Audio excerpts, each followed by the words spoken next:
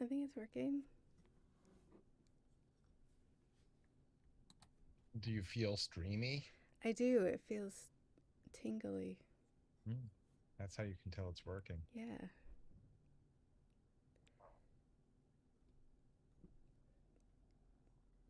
Yeah, we're streaming.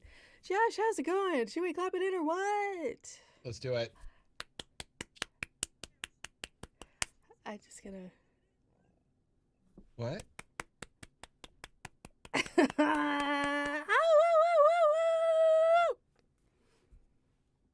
What's up, everybody? It's On Fire Tonight with Josh and Tressa. We are here tonight to talk about what the fuck are we here tonight? ow, ow. We are here tonight to talk about It's Friday the Fridays. 13th.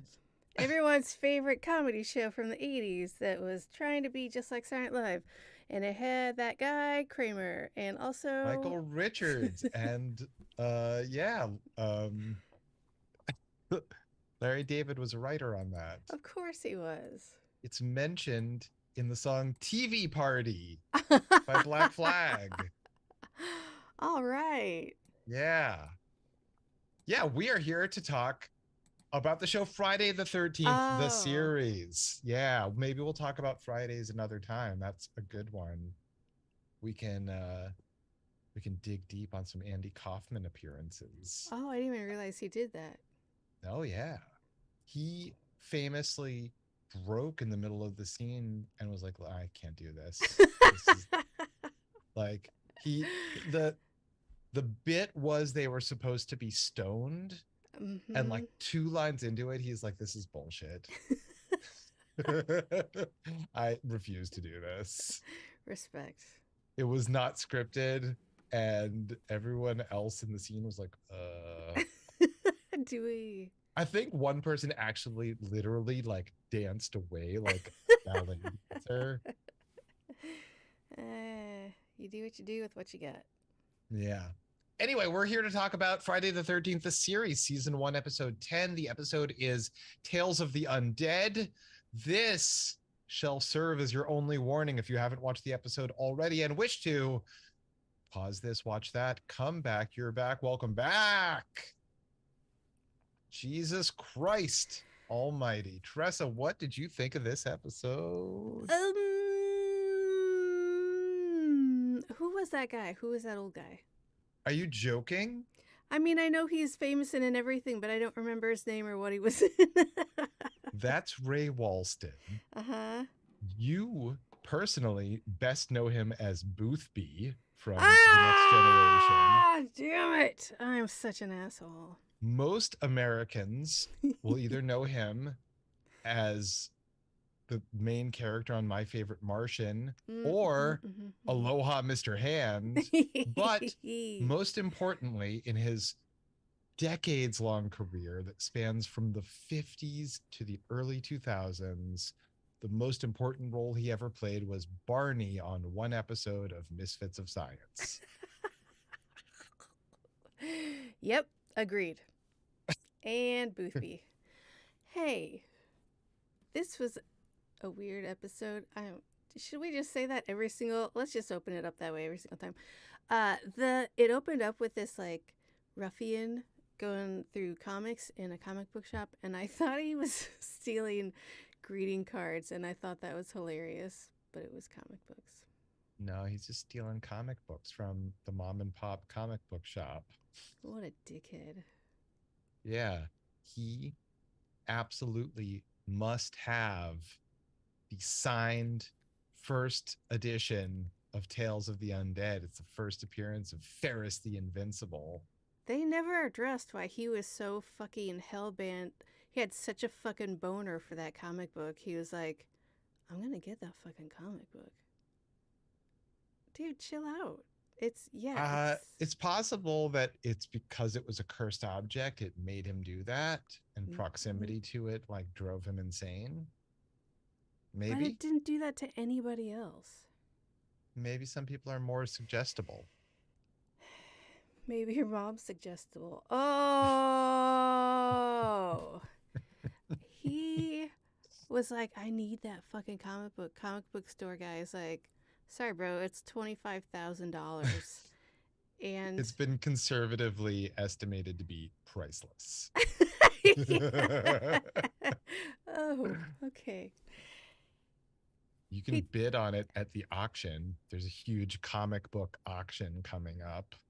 This is like the beginning of like Every episode features there's a big money prize thing that involves the industry of the thing that's being like dealt with in that episode. Like a couple episodes back, we had a big magician off mm-hmm. with a huge cash prize. Right.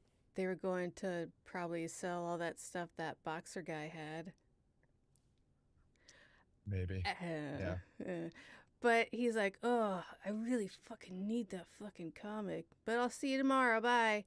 And he turns around, puts his name in like a box of raffles. I don't know. And then Ryan comes in to talk to him. And as Ryan's talking to this comic book guy, this guy's in front of the world trying to pick open this fucking display box like no one's gonna notice. You know what was My like bro. more despicable to me was that they went through all of the same exposition with Ryan that they went through with that first guy. To be fair, I was not listening either time, so Okay, so we established twice what uh-huh. this comic book is, Uh-huh. that it's signed by the creator J Star, Mm-hmm. that there is a big auction, what Mm-hmm. it's valued at, yada yada yada. Anyway, Ryan has personal relationship with the comic book store guy. He comes in every week to get his stuff, and then he sells the comics after he reads them. And the comic book store guy knows all about Mickey and Jack. It turns out Jack's in Singapore this week, not Jack. available in this episode. What's he doing in You Singapore? know goddamn well what he's doing in Singapore. I don't know. I don't One actually. is Bangkok anywhere near there? Where's Bangkok? Hmm. They're both Bangkok's in Thailand. Okay, I don't know. I don't know geography. So, Uh-huh. yeah. So he's like, fuck you guys. I want this comic book. I'm going to stop picking this lock and punch open the display and steal this comic book in front of God and the world. And he turns into a robot or whatever and kills comic book guy. But hold on a second. He doesn't Yeah. just turn into a robot or whatever. There's a fucking awesome transition where it goes from regular film to comic book panels. Mm-hmm. And then we see the transformation happens in comic, and then it goes back to film, and he's a robot now. He's Ferris the Invincible, and he kills the comic book store guy and like punches out Ryan or something. So many concussions, that kid. Right? Nothing but brain injury. Nothing but scar tissue holding together some gray matter. Uh, Yeah, that punk has just got to have that comic book. what? Does everyone around. Okay, does everyone in that situation see the comic book panel thing taking place because no one talks about it? I would think that would be a pretty huge thing that would happen right in front of me. I that's a fascinating question. Does That's what I do. does the comic book style exist within the world of this show? Because we see it multiple times throughout this episode. You know what it reminded me of most? Did you ever Uh-huh. see the show? Not Aha, but that's something. Um, did you ever see the show Electric Company on public Uh-huh. television? Mm-hmm. They had like Spider-Man bits, and they had like comic panel things that like that they moved around like that. Yeah, that was my favorite part of that show. That was yeah, that was I'm sure my favorite part. Is the only thing I remember. Sorry to close something. Uh, yeah, I can see that. It's fun. It's fun. Love it. Love it. Although, Yeah, so I don't know. I don't know if anyone else sees the comic book art in this in the world of the show. Can I be kind of a dick though? The art Yeah. was kind of shitty. Like, not great art for what it was. You know, that's fine. That's fine. It's still cool. Like Yes, agree. Agree. it's a it's a fresh looking thing. Like they broke out of the normal TV looking mold. Yeah, They do that in a lot of episodes on this show. they do. It's great. And a way Yeah. to get away from having to do expensive special effects. They probably spent more on this effect, even though it's not much. To our sensibility, this looks like nothing. Uh-huh. But back then, it was probably like an expensive deal. Fine, I'll stop being a dick about it then.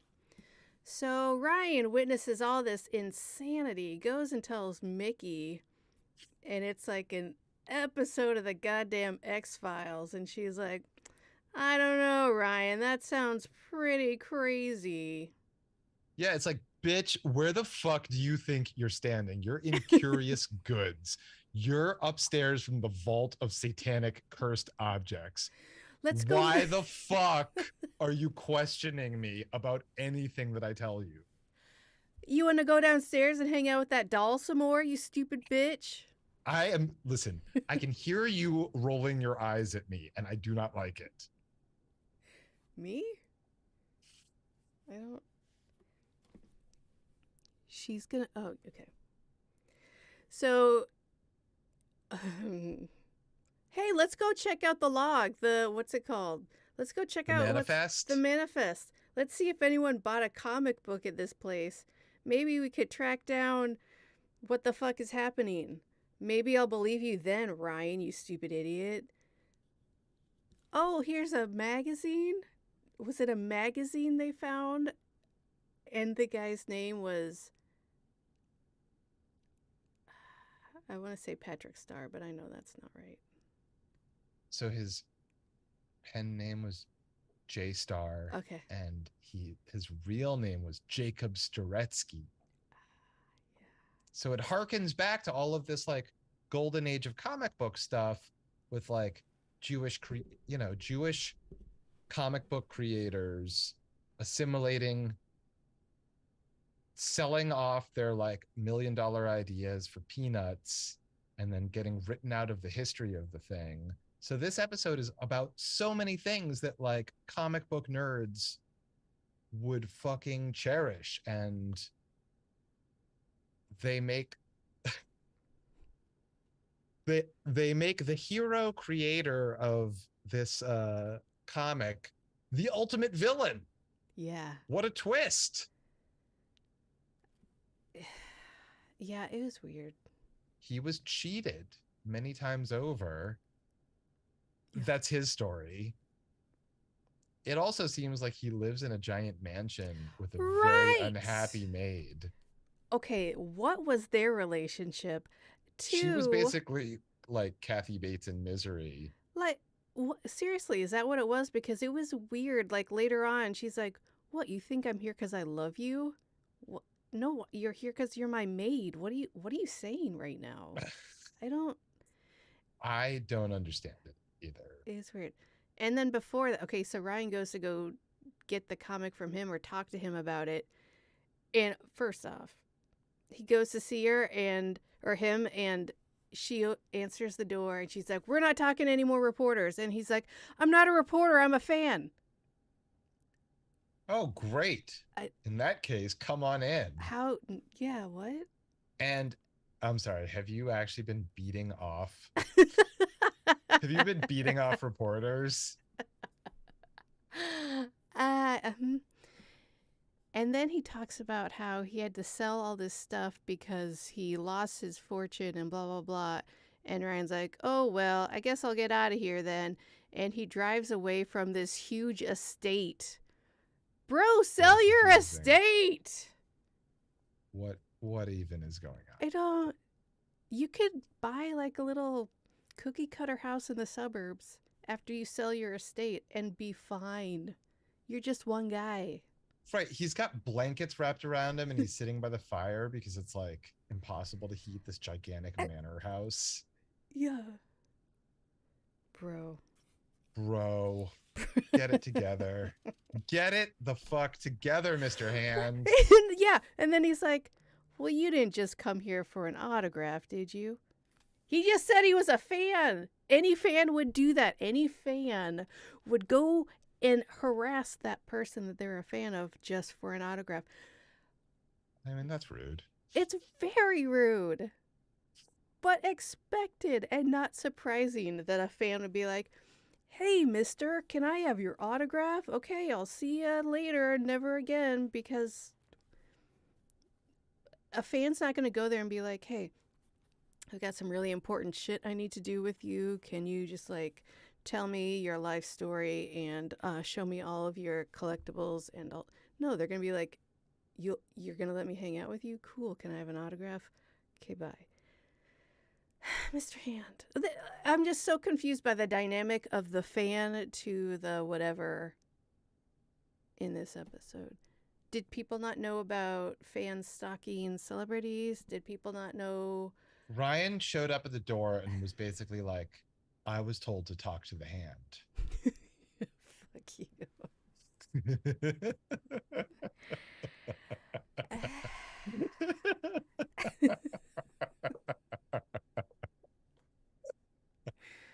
I have one more joke. Hold on. I have to make sure it's right. That's not it.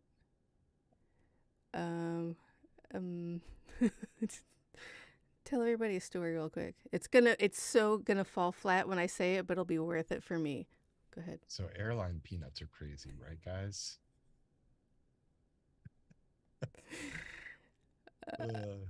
You know what else is nuts? Traffic. All right, I got it. I had the wrong number. So Mr. Hand's like, in the basement, I've got so much shit down there. I got the episode where I killed off the superhero, Ferris Bueller, and I've got censored scenes, all this Rule 34 shit. You know what Rule 34 is? That's what made me laugh. Censored shit, that? What's in that? Rule 34 is the rule that if it exists, there's a porn of it that exists somewhere on the internet. Oh. Well, this was before the internet, baby. Okay, news bulletins. What were they called before the internet? News bulletins? There was the internet that wasn't the internet, and they were basically chat rooms and news. Oh, anyway. Yeah, like whatever Ferris Bueller changes grades on. I don't fucking know. You're talking about like dial-in news groups. News groups. Were they called news groups? I think so. News groups. Shit, what the fuck? What the fuck were they called back in the before times?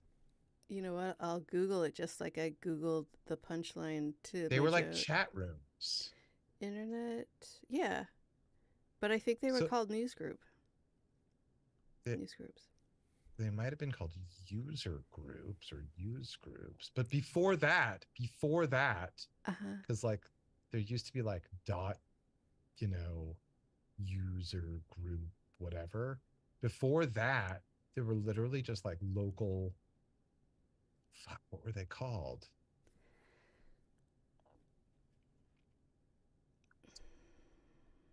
I would have to get in touch with some hacker folks that I'm not in touch with anymore. Yeah, get onto the mainframe. Yeah. They were like, they were phone freaks and hackers and 2600ers. Yeah, so that happened. Anyway. All right, great. We're idiots. This is so entertaining. All of this is cut. All of this is no. cut out. I'm cut out. You're cut out. Starting now. So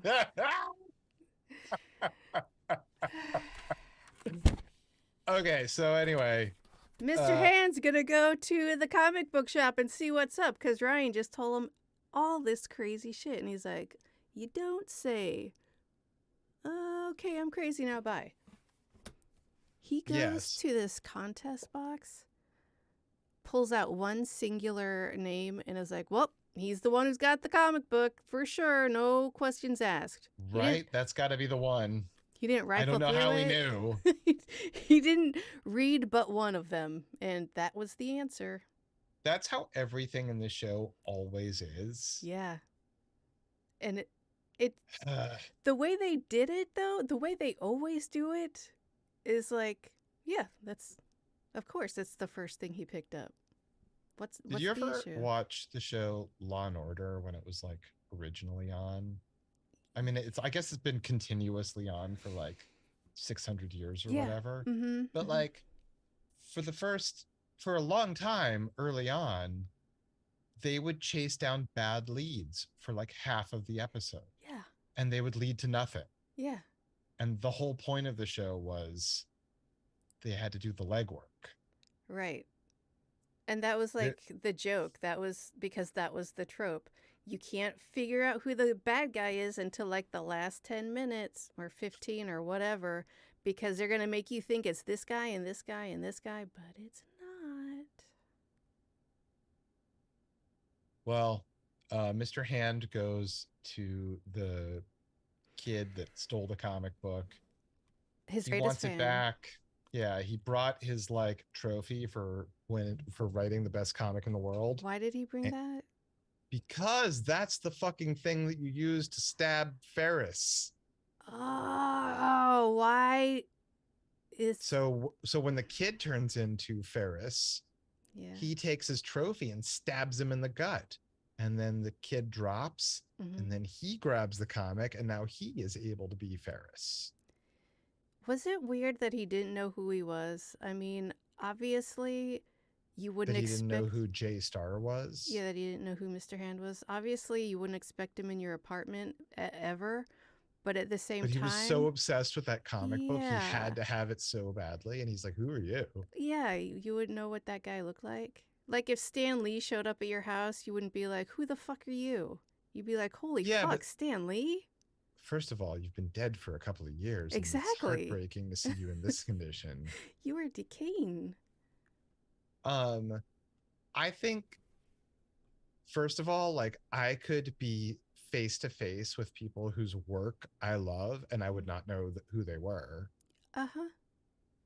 Yeah, that's why I don't know if it's weird or not. It seemed weird to me that he's like, holy fuck, I cannot stop jizzing over these comic books. I love these comic books so much. Who are Jizz, you? jizz, jizz, jizz, jizz. That's right. Why are these pages so sticky? So, um, you know, I recently saw a photo of Black Francis, the singer from the Pixies, Uh huh. standing next to a guy who had his back turned, and the back of his t-shirt says, "Here comes your man." Uh huh. And it's great because that guy has no idea that that happened. And I feel like I could have been that guy a Uh-huh. thousand times over. 100%. And that's kind of what happened to this this murderous comic book stealing punk.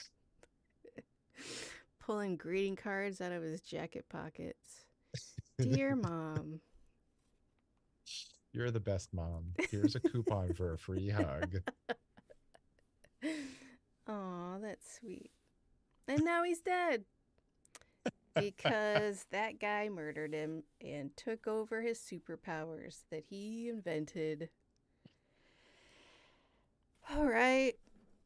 But hey, So word gets back to Curious Goods, and Mickey and Ryan are gonna go rifle through this murder victim's apartment. Why not? why not? Yeah. So Yeah, Mr. Hand becomes a murderous robot. Yep. He kills the son of the publisher that ripped him off In an elevator. in a freight elevator that looks very familiar. Oh, How is it fuck. that this comic book publisher Mm. who has a massive loft space and apparently nothing else in this building other than like a freight elevator, Yeah, yeah. their freight elevator looks exactly like the one that we once saw at Curious Goods and then never again. That is so bizarre. Maybe he's got a wood chipper in his storage room, too. Maybe. I miss Jack. So, Like, was Jack just sick that week? What happened? I don't know. He's going to be back, though, right, Josh? I hope so. Maybe he brought us something from Singapore. He always brings us back the best gifts. Right? T-shirts, visors. Yeah, trinkets. Guys, speaking of t-shirts and visors, go on our website onfiretonight.com and pick yourself up some sweet merch. Yeah, you guys. It's sweet. Yeah. There are new designs being added periodically. Every goddamn day. I'm just churning No, them out. not every goddamn day. We do limited edition runs. We discontinue them. Yeah. So get in while the getting's good. Strike while the oven is hot, or whatever that is that people say sometimes. Strike while the iron is hot. Hey, oven is hot too. Why would you strike an oven? Why would you strike an iron? Because it's been tempered. It's in the forge. I don't know what that means. You're shaping. It's like a blacksmith. I don't know what that is, Josh. So you know how there's like metal? Nope. All right, so Mr. Hand's gonna go back and kill his housemaid lady because she's been selling his comics, and I don't understand this relationship. But when he turns into Killer Robot, you look like you were gonna say something. No. He kills a he turns into Killer Robot and knocks her up against the wall, and there was the most gorgeous blood splat that hit the wall when her head did. Chef's kiss.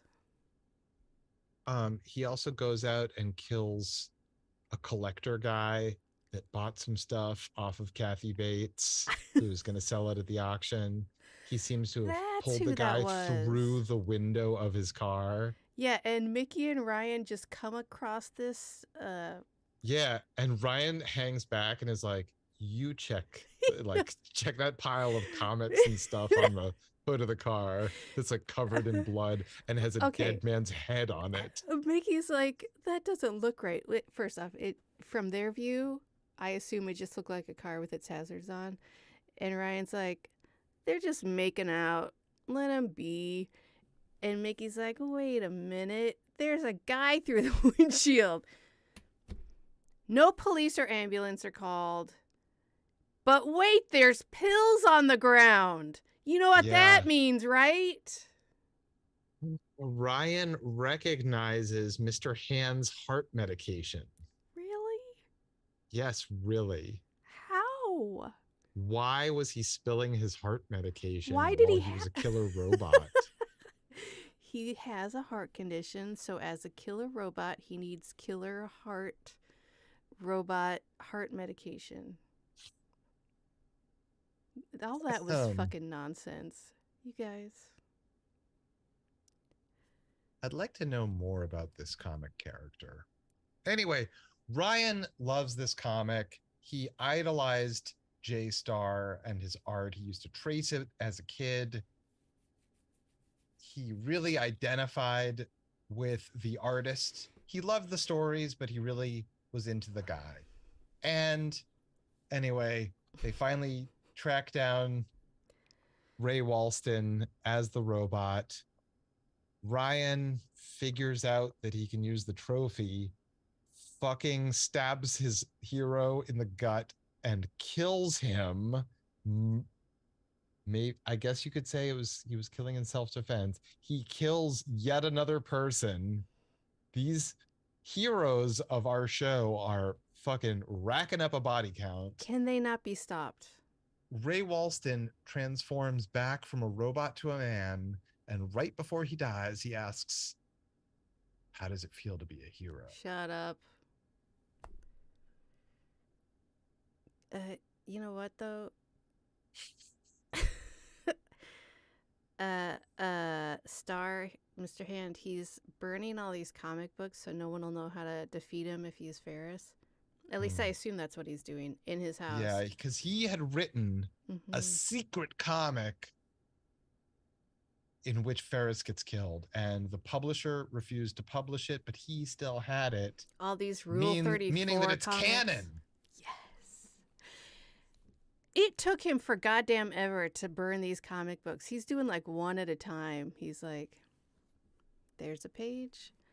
There's a page. However, did they find the right comic book? Why didn't he burn that one first? Mr. Star. Mr. Hand. You're dead now.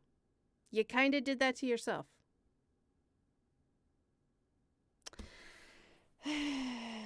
Freeze frame wink is how we end, and I loved it. Yeah.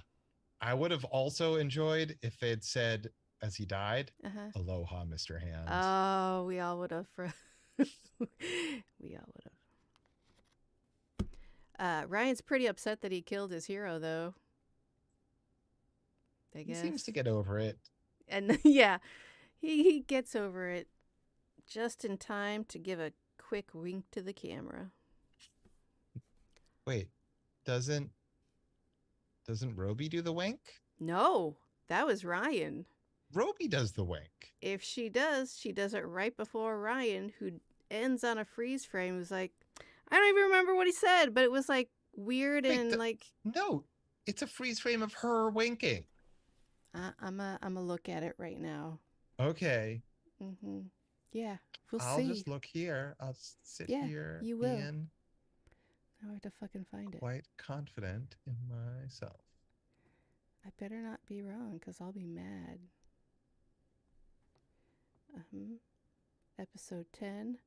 Oh, you're going to take me all the way to the beginning, huh? Oh, here we are. I never understood what was so great about etchings. Now, #1 Spider-Man. That's something. Ryan. Wink by Ryan. And freeze frame on Roby. Did you close it without looking? No, I did close it. About etchings. Now, #1 Spider-Man. That's something. Oh, Ryan. Ryan, wink, freeze frame, Ryan, wink. Really? Yes! Because he's like... Well, I don't know. But I guess I'm wrong. Thank you. Oops. Listen, as long as I'm right, that's all that matters. Yikes.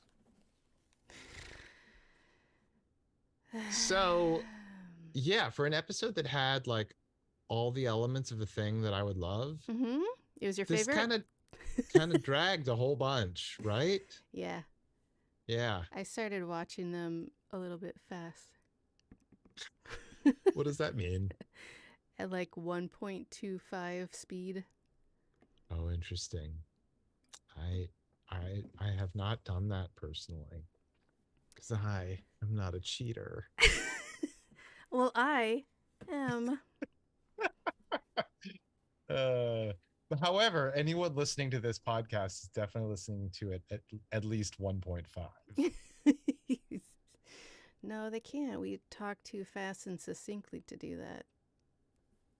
Yeah, they'd miss all of the very nuance. Interesting silent parts. The parts where we look stuff up. That stuff. Yeah, where I look stuff up for my punchlines. Yeah.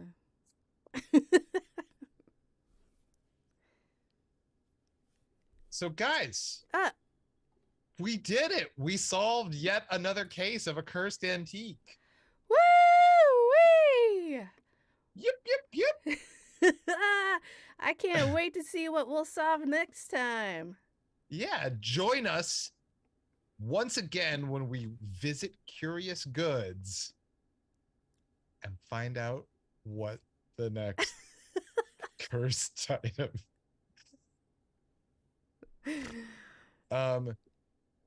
Thanks so much for joining us. Unfortunately, that's all the time we have for this episode. We gotta